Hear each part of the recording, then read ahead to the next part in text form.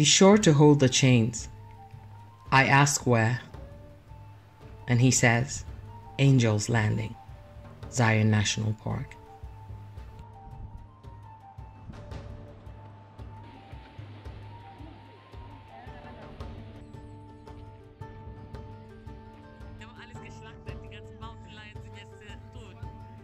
So we're about to start our hike, and originally we had planned to leave at 6 in the morning.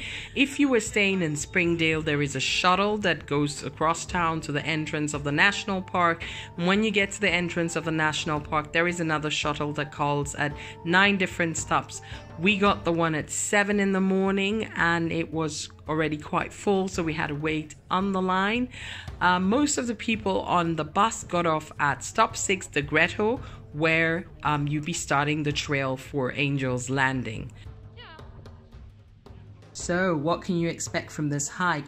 It falls under the category strenuous hike. It's about 5 miles or 8.7 kilometers long. Should take you roughly about 4 to 5 hours. The elevation is at 8,488 feet or 453 meters. Yeah. Even though Angel's Landing falls under one of the strenuous hikes in Zion National Park, it's very frequented. Lots of people love to do it. So it's very crucial for you if you want to have the place a bit to yourself to start quite early. So first of all, you avoid the heat, but you also have the opportunity of enjoying the view as much as possible without a lot of people in it. There are different sections of the trail. The trail begins at the Grotto trailhead, which starts across the river from the picnic area. It's pretty much level terrain until you reach the switchbacks that take you up to the Refrigerator Canyon. The beautiful thing about this part of the hike is you will have ample opportunities to stop and get a good view of the lower part of your hike. So you see the river and the part that takes you up. So be sure to use all of these lookout areas as they give you a very good view of the lower part of the canyon.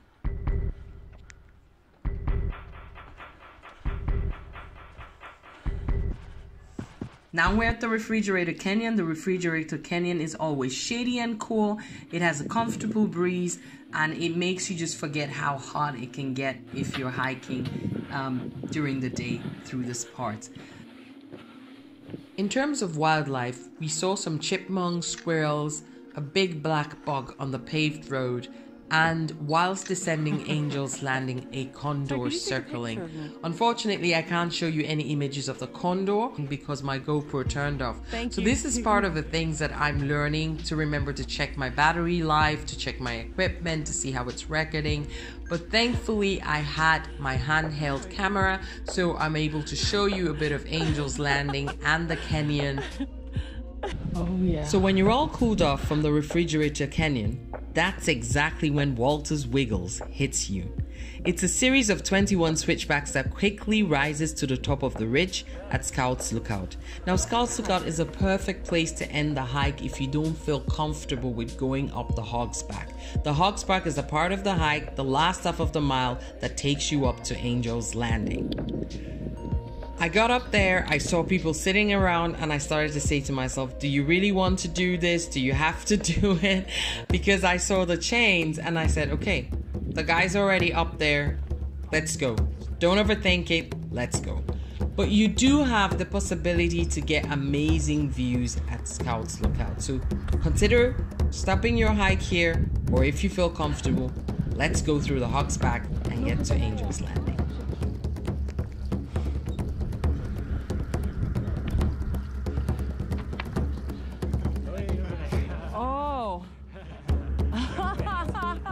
The Hogsback is the main deal here.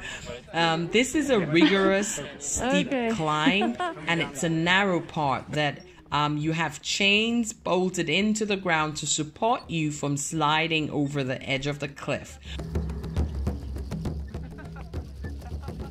So at some point, I started to ask myself, when are we going to get to the landing? Because we've been you know, passing sections where I think, okay, we're almost there. But then I look up and the chain continues and Angel's Landing seems to have moved a bit further away from me. And of course, when the part gets a bit narrow or you have to go down an elevation, I'm like, because I know that I have to do this coming back. But to be honest, the view around you is so beautiful that it takes away part of the anxiety that you might be feeling. And the cool thing is, when you're done with this section, then you are almost ready to mount the landing.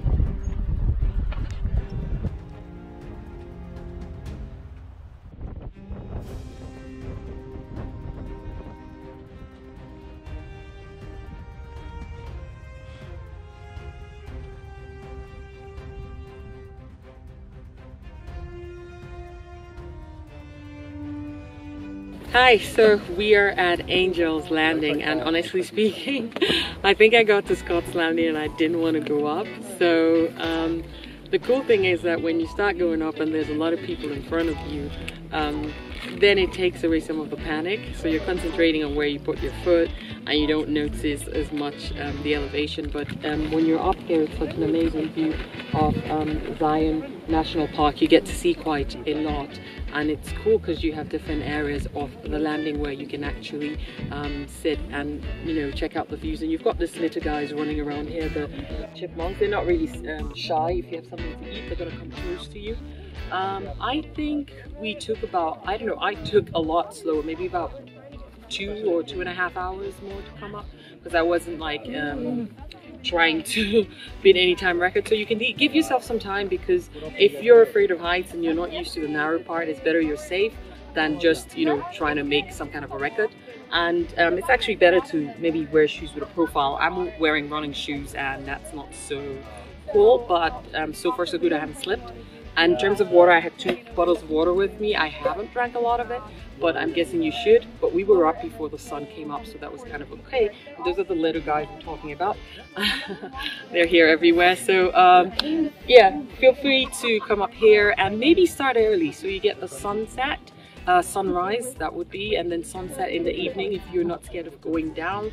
But it gets dark first around 9, so you should be fine if you did sunset. It's about 7:38 the sunset, so you could still do it if you are cool with that. So cool. Going down was as interesting as going up, maybe not as tedious, but as we reached towards the end of the trailhead, you had 2 parts where you could go down to the river, and we definitely needed the cool off, so we went down to the river. And if you had your bathing suit, you could swim. It was amazing and refreshing just to put our feet in the water and, you know, wash down with the cold water. So that's something you definitely should do if you have the time when you come back down from the trail. Go cool off your feet and get in some cold water in. That was nice. And that's it for Zion National Park this time around. Big shout out to the guys for the hike and the ride. Thanks for watching. Yours truly, Liesl81.